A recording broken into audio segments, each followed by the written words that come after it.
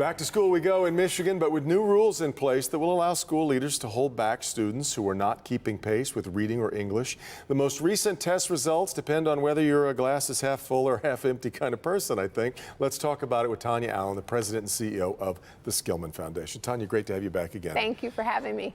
Your thumbnail on these most recent test scores, I think, is that at least we finally stopped moving down. It's moving up, albeit small increases. Yeah, very modest gains, and basically we're virtually flat. So we shouldn't start patting ourselves on the back. No. We have a long way to go, particularly because our proficiency levels are lower than most other states in the country. We've got more than half of our third graders are not reading at grade level. Yes. That's real trouble. Yes. It is real trouble, and because we know if young people are starting behind, it will take them a longer amount of time to actually catch up, right? Yeah. And so we need to start focusing on early childhood. We need to make sure that young people are coming to school ready, and then we have to make sure that we have strong curriculum that will actually help young people learn how to read early enough, and that we're helping our teachers be fully prepared and equipped to be able to serve them. We all keep getting more and more focused on early ed, and that clearly would be a part of that. But I want to go to the bigger long-term picture here.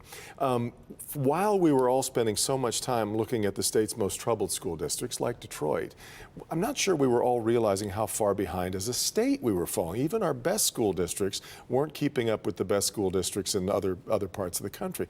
What's happened over the last 20 years? Yeah, well, I'm glad you pointed that out, because I think what we like to talk about are the canaries in the coal mine. Mm-hmm. Or we talk about the canaries, but we forget they're in the coal mine, yes, right? So, yes. And that's what we saw in places like Detroit and Flint, that, these were struggling districts, but in actuality, every district is struggling. And what we're finding is that as the state stops comparing itself against its own test, which was the MEP, and now that we have standards that are based on what other states are doing across the country, these national standards, we're finding that we are not doing as well.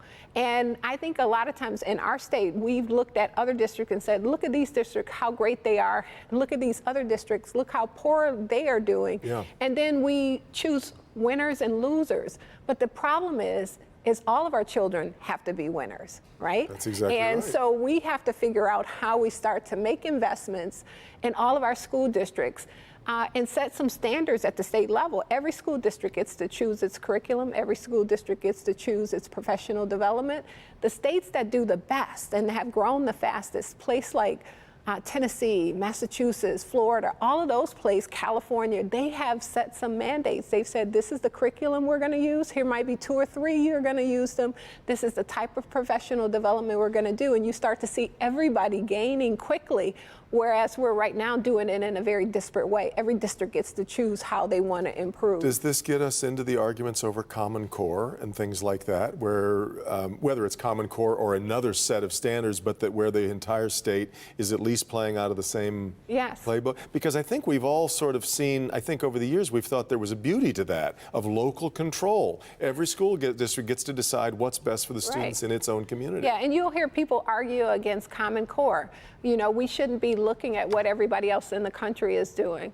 Well, you're right. We should be looking at what everybody else in the world is doing. We need to make sure that our young people are globally prepared to be successful, and test scores are one measure. And so we need to make sure that the test scores, I always say that data should inform us, it shouldn't define us. But we have to make sure that our schools are providing a holistic level of support for our kids, making sure that our kids have critical thinking skills, that they're creative, that they can communicate, that they understand that they're a citizen. We need to dig deeper into preparing young people for what work will look like, not for what our experiences have been, but what their experiences will be. And we know that the economy is being disrupted over and over again because of technology. Well, and we still have a school year that is based on the old agrarian calendar. That's I mean, we exactly still right. are stuck in a lot of old ways of thinking. If those structural things are old, then yes, you would expect it's harder to change things at the top and the more philosophical end of it as well. Right, and I would just say that this is an opportunity for us as a state to really pivot. So we know in Lansing, they're talking deeply about roads, but part part of that roads conversation is actually funding for education. Of course. And so Money's all going to come from somewhere. So the money has to come from somewhere, but we need to make sure that we're increasing the pie, not shrinking the pie and cutting it up in smaller pieces. And we also need to make sure that when dollars are coming to school districts, that we're giving them the right kind of supports, the right kind of accountabilities, not pointing our fingers and blaming schools, but really making sure that adults are working together in strategic and collaborative ways, and we can see gains. And I think we saw a bit of that with Detroit Public Schools and Community District, where you see them having a stronger growth rate than the state has, but they still have a really long way to go. But I believe that they're putting in place all of the things that we know work. Are you putting in a good curriculum? Are you doing teacher development? Are you looking at your data? Are you making sure your culture and your climate is working? And are you being intentional and holding yourself accountable? There's been a lot of discussion about the way that, say, my generation doesn't necessarily understand the way millennials think.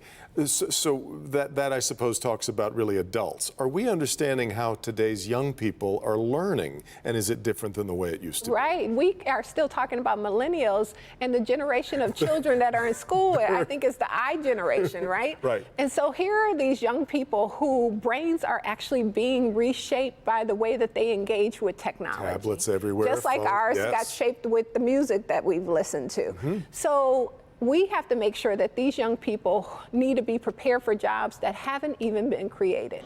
The majority of young people will spend their lives in careers that haven't been created. And we're not, we're in Michigan right now spending our time focusing on how we catch up.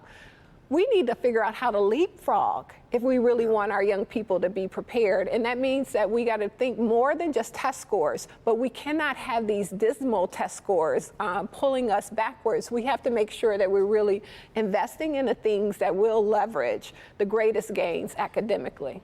And you're careful, I've noticed, to not just say we need to spend more money. That drives a lot of the conversation. It stops a lot of the conversation, but that's also not the only answer, right? Right. Well, we know that we're not spending enough. We've seen our spending decline over the years, but we can't just add additional money and do the same things that we've always done. We have to invest in the things that will actually pivot us forward. We have to make sure that we're giving teachers support. You know, one of the biggest things that we know about teachers is that they don't feel engaged. And if teachers don't feel engaged, we're not going to see it in the classroom. We're not going to see what we need to see with our students. Well, we'll move into a new school year with new hope that it all moves in that direction. It will get better. Thank you so much it for will being get here, better. Tanya. We'll wrap things up right after this.